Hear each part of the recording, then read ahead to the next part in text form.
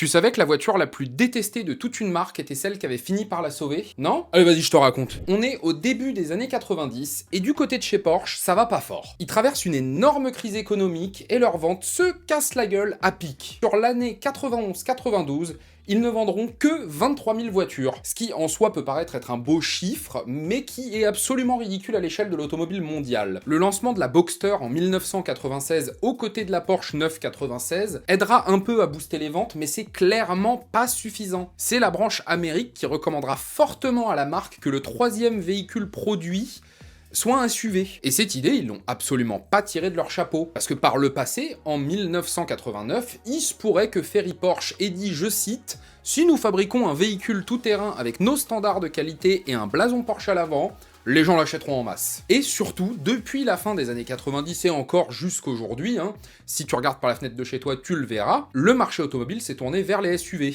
Alors me demande pas pourquoi, les gens adorent ça. C'est comme ça que naît le projet Colorado. Un effort conjoint de la part de Porsche et de Volkswagen pour produire un SUV sur la même plateforme. Ce qui arrange vachement Porsche parce que je te rappelle qu'ils ont plus un rond. Naîtra de cette union deux véhicules, d'un côté chez Volkswagen le Touareg, et chez Porsche, le Cayenne 955. Alors, au cas où t'aurais pas fait le rapprochement, le Touareg et le Cayenne, c'est la même voiture. Vraiment, tu pourrais prendre un Touareg, lui coller une face avant et une malle de Cayenne, et ça passe au niveau du montage. Ce qui, et je m'apprête à t'expliquer pourquoi, ne servirait à rien vu qu'un Touareg vaut désormais beaucoup plus cher qu'un Cayenne. Le Cayenne est donc présenté par la marque au Salon de Paris en 2002, et c'est instantanément un succès mondial. À la base, il était prévu qu'ils en vendent 25 000 par an, au final ils en vendront 35 000 tous les ans, jusqu'en 2011, c'est beau. Avec ses 550 chevaux pour son modèle Turbo S, le 955 est resté pendant des années le SUV le plus rapide et le plus luxueux au monde.